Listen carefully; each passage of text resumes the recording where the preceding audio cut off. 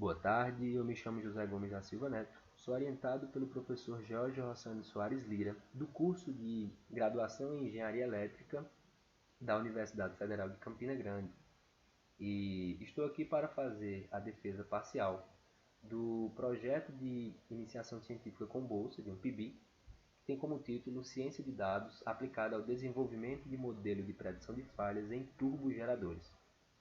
E como o título já evidenciou, este projeto propõe uma análise de dados de uma plataforma de produção de petróleo e gás, onde esses dados são obtidos a partir do sensoriamento de turbogeradores e com o objetivo de realizar um modelo de predição de falhas,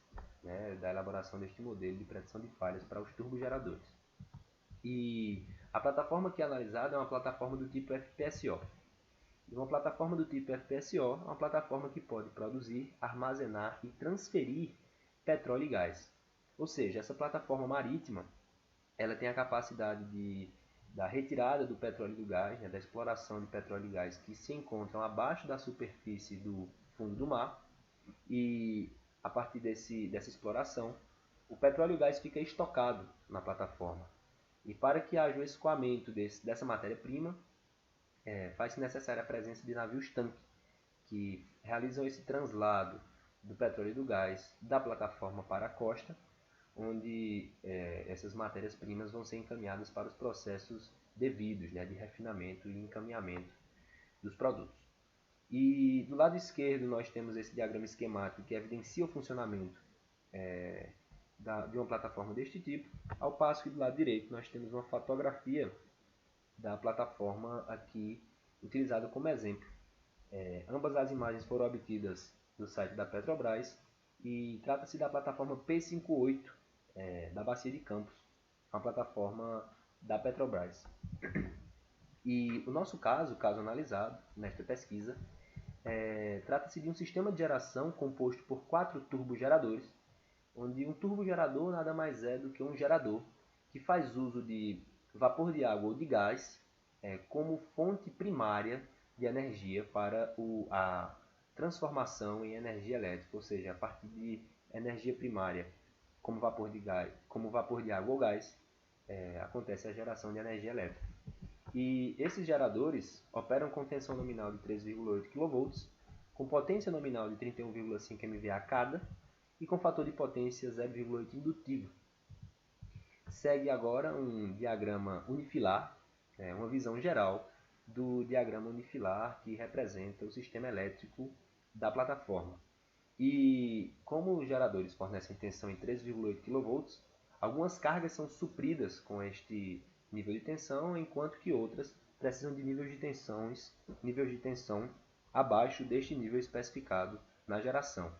Então faz-se necessária a presença de transformadores, que são esses itens identificados por essas associações entre circunferências. E esses transformadores fornecem os níveis de tensão adequados para cada setor da plataforma. E como objetivos, essa pesquisa tem o objetivo de realizar um modelo de predição de falhas que vai se basear nos dados obtidos a partir do sensoriamento destes turbogeradores, apresentados no diagrama esquemático dos anteriores, que são utilizados como fonte de geração elétrica de uma plataforma de produção de petróleo e gás do tipo FPSO. Como metodologia, nós temos a coleta de dados a partir de sensores já instalados nos equipamentos, formação de um conjunto de dados, de um dataset, formação do vetor de falhas, que nada mais é do que um vetor onde, à medida que a falha vai ser catalogada, ela vai ser associada a este conjunto de dados. Vale salientar que este conjunto de dados trata-se de um conjunto de 6 dias de leituras minuto a minuto para a formação deste conjunto de dados. E as falhas elétricas que ocorreram neste período foram catalogadas, elaborando esse vetor, e as informações foram cronologicamente associadas, do vetor de falha do conjunto de dados. Posteriormente, a extração de atributos. Logo após, a seleção de atributos com maior quantidade de informação sobre as falhas ocorridas, ou seja, um tratamento de dados. E, por fim, uma limpeza desses dados após o tratamento. E, como resultados parciais, nós temos aqui um esboço, uma amostra da matriz ampliada, onde a matriz ampliada é uma ferramenta utilizada para que, a partir de um conjunto de dados inicial, nós possamos ter uma visão mais abrangente, fornecendo assim uma maior acurácia na análise dos dados que compõem este conjunto. E uma matriz ampliada nada mais é do que uma matriz formada por diferentes perspectivas a partir do mesmo conjunto de dados inicial, onde essas perspectivas vão ter somente como diferença intervalos de tempo distintos, para que assim nós possamos ter visões diferentes a partir do mesmo conjunto de dados, e a partir dessas visões diferentes nós podemos evidenciar fatores como informação mútua entre os sensores, entre os vetores dessa matriz, que por fim vão nos fornecer o objeto de estudo aqui trabalhado. E todos esses dados foram obtidos mediante simulação computacional em linguagem de programação Python, sob o uso da ferramenta Google Colab. Primeiro, nós temos uma análise comparativa entre as funções que realizam a concatenação dos vetores para a formação dessa matriz ampliada. Vale salientar que as funções são utilizadas sob o uso de laços iterativos em torno de 280 mil vezes. Então, pequenas alterações de tempo para o uso de cada uma dessas funções vai nos trazer ganhos ou perdas significativas. Por isso, foi-se necessária a elaboração dessa tabela sobre comparação de tempos de execução sob o uso de cada uma dessas funções, né? E vale salientar que a função append aqui nitidamente possui um tempo de execução menor realizando a mesma função, portanto foi a função utilizada na elaboração deste código, apresentando o tempo médio sob 10 execuções de código de 4 minutos e 46 segundos, em comparação com a função concat, que utilizou 11 minutos e 27 segundos para realizar a mesma função, que é a elaboração da matriz ampliada. Posteriormente, foi feita uma análise comparativa entre os tempos de execução para a elaboração do vetor de informação mútua, que é o vetor que relaciona a informação que cada um dos sensores tem da matriz ampliada, em comparação, tendo como objetivo de informação mútua o vetor de falhas. E um método de regressão tem tempos muito elevados em comparação com o método de classificação. E por isso foi-se utilizado o método de classificação como o método ótimo para a obtenção dessa informação mútua entre os sensores e o vetor de falhas. Por fim, nós temos uma amostra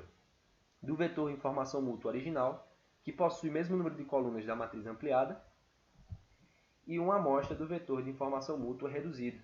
onde foi feito esse tratamento de dados, ou seja, essa filtragem dos vetores, né, dos sensores que possuem maior valor de informação mútua.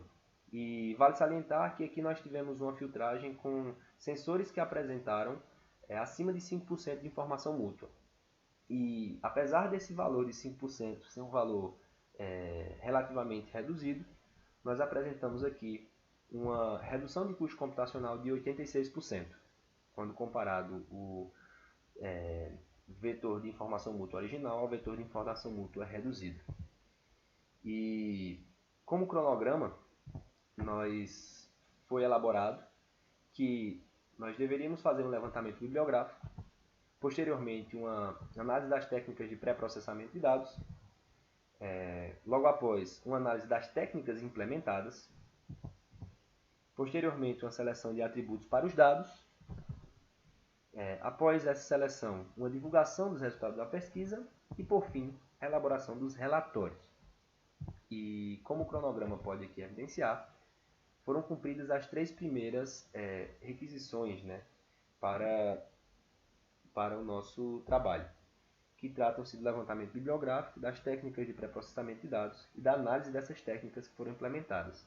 Sendo assim elencado como atividades futuras, a seleção de atributos para os dados, divulgação dos resultados da pesquisa e elaboração dos relatórios. Gostaria de agradecer ao Departamento de Engenharia Elétrica da UFCG, que foi extremamente importante para que essa pesquisa acontecesse, ao Conselho Nacional de Desenvolvimento Científico e Tecnológico, CNPq, sem ele também não conseguiríamos realizar essa pesquisa, ao professor do curso de Engenharia Elétrica, Jorge Rossano Soares Lira, ao qual devo muitos agradecimentos, ao doutorando em Engenharia Elétrica, Patrício Fernandes Castro, e a todos que dedicaram seu tempo e atenção a esta apresentação.